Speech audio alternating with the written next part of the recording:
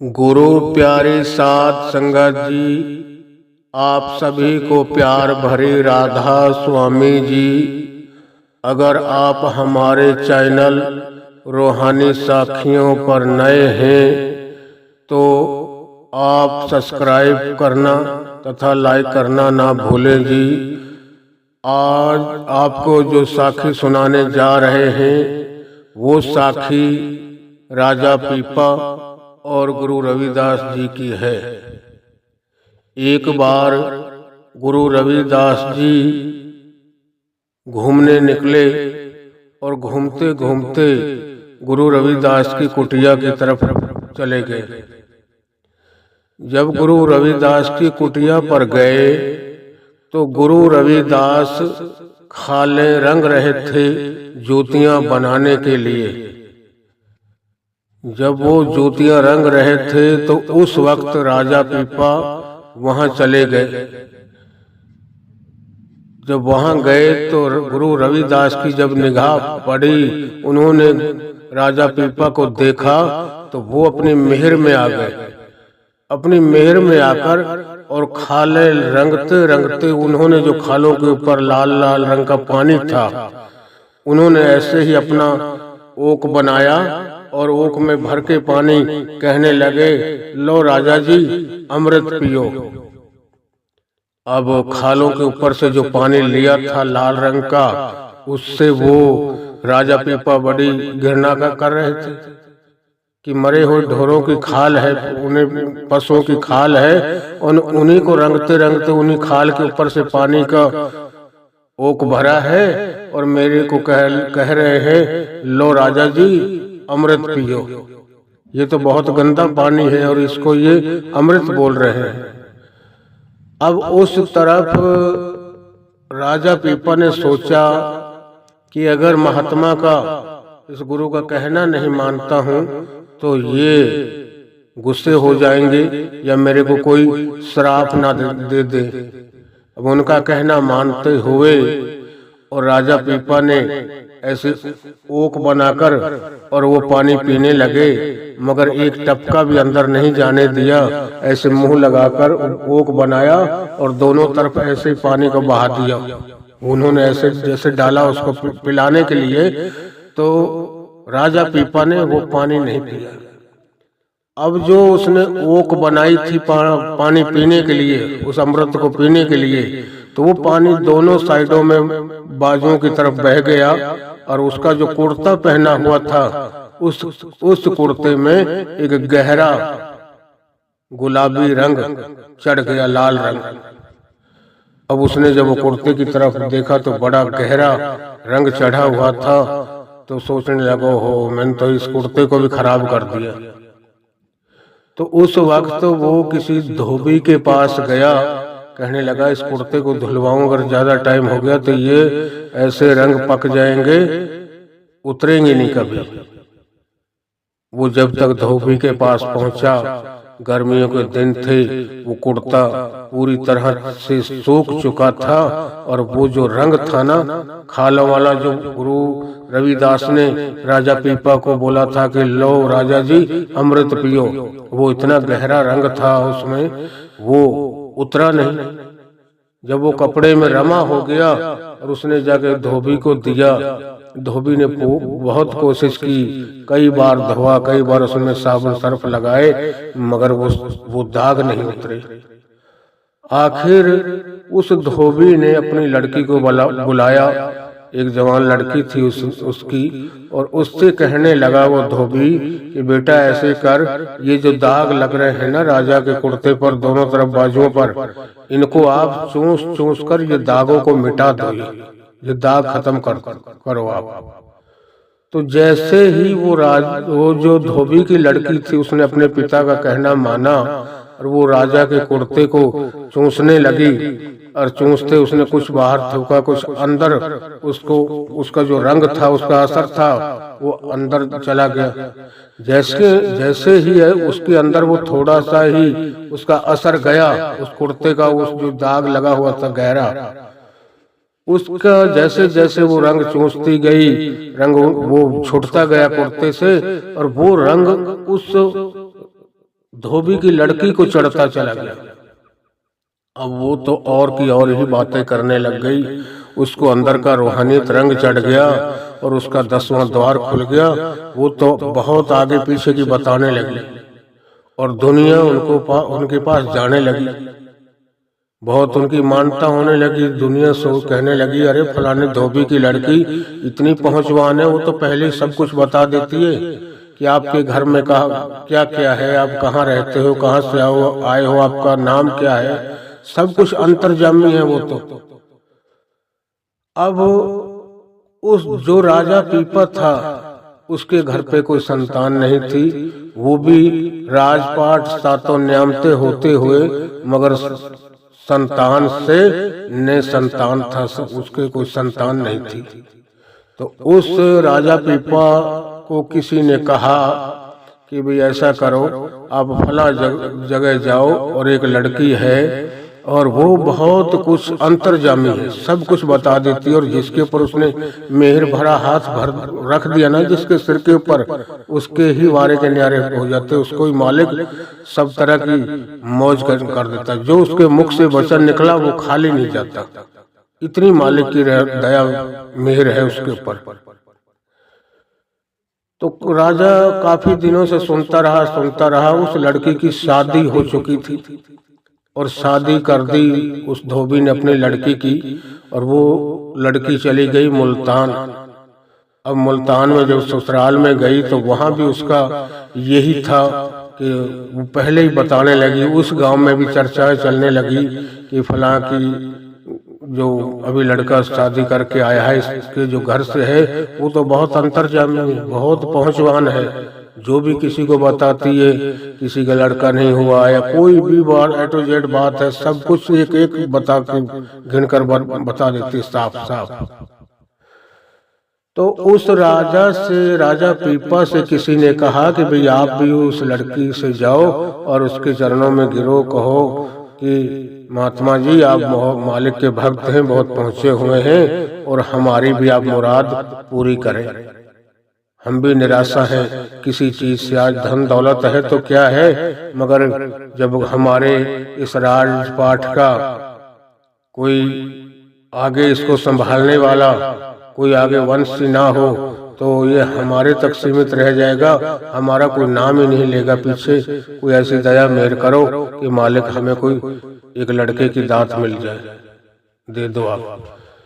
अब जब राजा को सारे प्रजा ने कहा कि आप फला जगह जाओ, हम भी जाते हैं, वो तो इतनी है, बहुत पहुंची हुई है, बड़ी कमाई वाली जीव है, बड़ा मालिक का नाम लेने वाली है। और अगर उसने अपनी दया मेहर से कह दिया खुश होकर कि जाओ राजा जी जाओ, आपको लड़के के जो संतान की खुशी है वो अगले साल मिल जाएगी, तो उसके मुख से निकला हुआ शब्द वो कभी खाली नहीं जाता। जो उसने बोल दिया वो मालिक के ये समझो कि सीधा उसके घर में जाता है और वो बात पूरी होती है।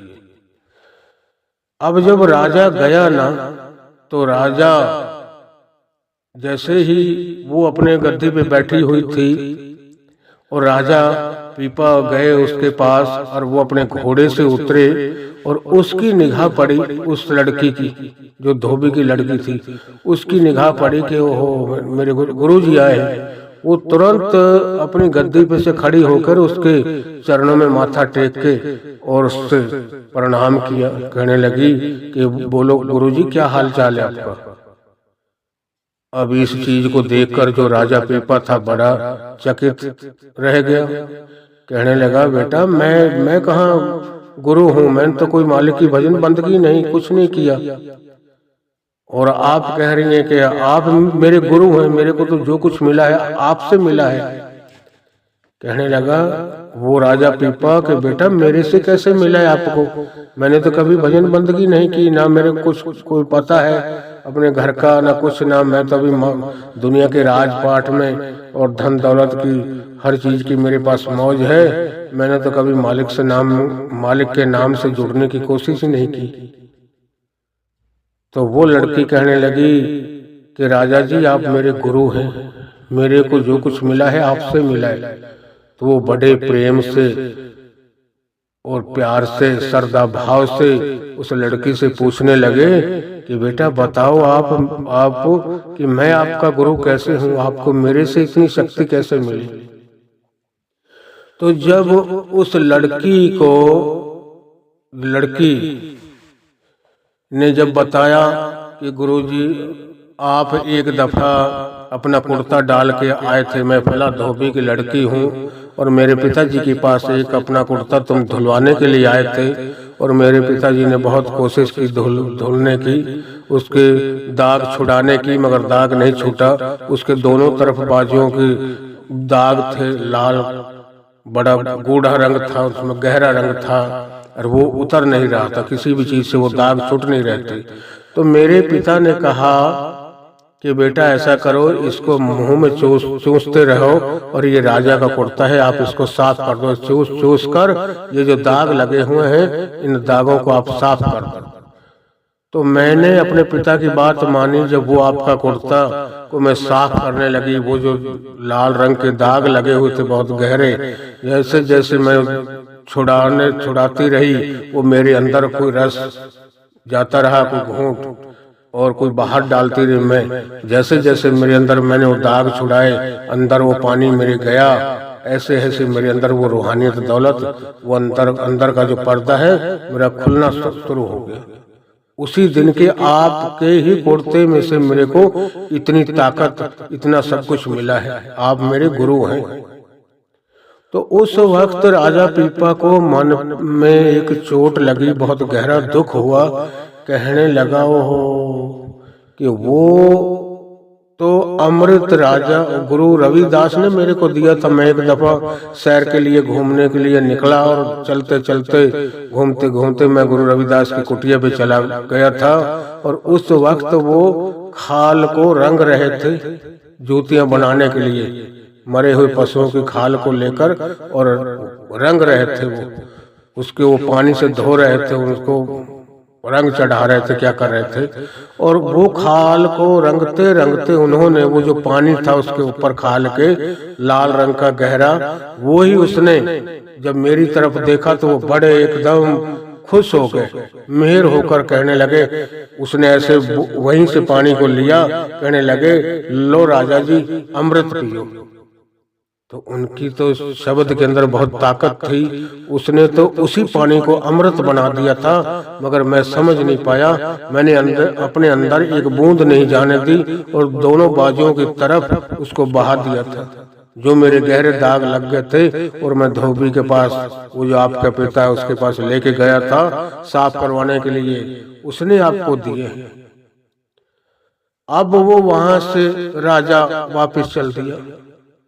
जब वापिस आया उस वक्त फिर दोबारा से वो राजा पीपा गुरु रविदास के पास गया और बड़े नतमस्तक होकर वहां उनके चरणों में माथा टेका और कहने लगा, गुरुजी आज मेरे को आप वही पानी दो जो आपने एक बार मैं पहले आया था और आप खाल रंग रहे थे। खाल रंगते रंगते आपने कहा कि लो राजा जी अमृत पियो। और मेरे को बहुत बुरा लगा, मैं आपकी बात को उल्ट नहीं सका कि महात्मा है, मालिक की भजन बंदगी करने वाले हैं, शायद मेरे को कोई ऐसा कुछ श्राप, कोई ऐसा वचन ना बोल दे जो मेरे को भुगतना पड़े उसका अंजाम। मैं आपका कहने को ना उलटता हुआ, मगर वो पानी मैंने नहीं पिया, दोनों तरफ अपने कोहनियों की तरफ मैंने बहा दिया था। और वो इतना ताकतवर था, इतनी उसमें वो तेज शक्ति थी, बहुत ही ज्यादा। उस वक्त गुरु रविदास ने उससे कहा राजा पीपा से कि जिस पानी को लैन तो आयो वो पानी बह मुल्तान गया। कि अब तो जिस पानी को लेने के लिए आया है ना वो मुल्तान के अंदर बह गया है, अब वो यहाँ नहीं रहा। क्यों कि उस लड़की की जब तक शादी होकर मुल्तान जा चुकी थी वो। तो उस वक्त गुरु रविदास ने कहा जिस पानी को लैन तो आयो वो पानी बह मुल्तान गया।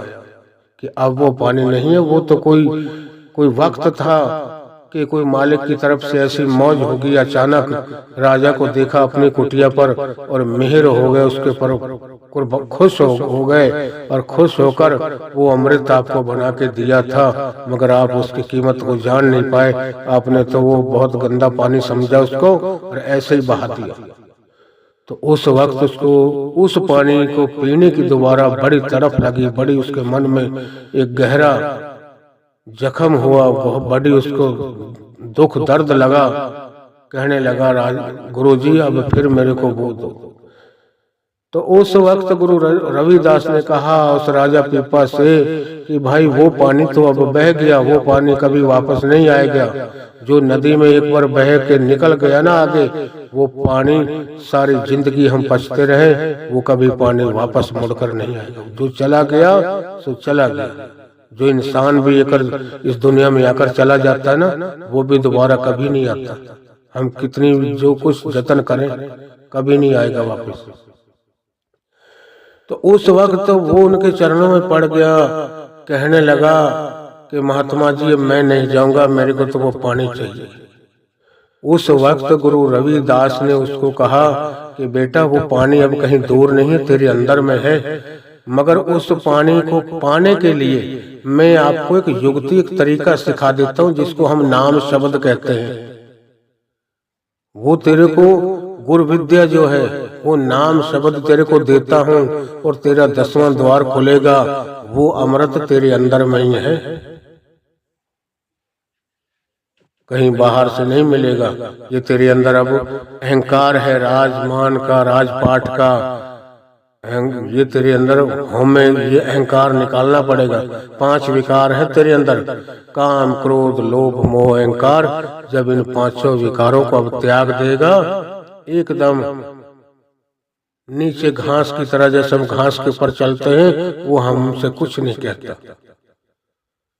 इसी तरीके से तुम इतना बारीक, इतना नरम अपने मन को कर लेगा कि चाहे तेरे को कोई कुछ भी बोलता जाए, तेरे अंदर राजपाट का वो राजा का मान अहंकार जब खत्म हो गया तो तेरे अंदर वो मालिक प्रकट हो जाएगा। तेरे अंदर से ही उस मालिक के दीदार हो जाएंगे, मालिक के भी, और तेरे को वो अमृत रस भी अंदर से मिल जाएगा। जब उसको वो नाम शब्द दिया, उसने कमाई की और उसको वो अमृत रस भी मिला और उस कुल मालिक के, उस परमात्मा के भी दीदार हुए। उस वक्त राजा पीपा ने एक श्लोक बोला, कहने लगे कि जो ब्रह्मंडे सोई पिंडे, जो खोजे सो पावे। कि जो खंडों ब्रह्मंडों के अंदर है वो इस पिंडे के अंदर है। पंजाबी में पिंडा बोलते हैं इस, और हिंदी में इसको शरीर बोलते हैं। इससे पंजाबी वर्ड का, पंजाबी जो शब्द है उस इस शरीर को पिंडा कहते हैं और हिंदी में इसको शरीर बोलते हैं। तो वो कहने लगा क्यों पंजाबी लैंग्वेज थी, पंजाबी भाषा थी, ये हमारे यहाँ तक भी सन 65 के बाद में हरियाणा बना, ये सब पंजाब होता था। सब कोई भी जाति होती थी, जैसे आज पंजाब और पाकिस्तान में पंजाबी भाषा है, पंजाबी पढ़ाई है। कोई किसी भी जाति का हो, लैंग्वेज पंजाबी होती थी। इसी तरीके से राजा पीपा ने अपनी वाणी में बोला कि जो ब्रह्मंडे सोई पिंडे, जो खोजे सो पावे। कि जो खंडों ब्रह्मंडों के अंदर ऊपर हमारी रूहें चढ़ती है, ऐसे देखती हैं उनको उन मंजिलों पर, वो मंजिल कहीं बाहर ही नहीं है, इस शरीर रूपी पिंडे के अंदर है। वो खंड ब्रह्मंड सब कुछ इसी में है, वो कहीं बाहर नहीं है।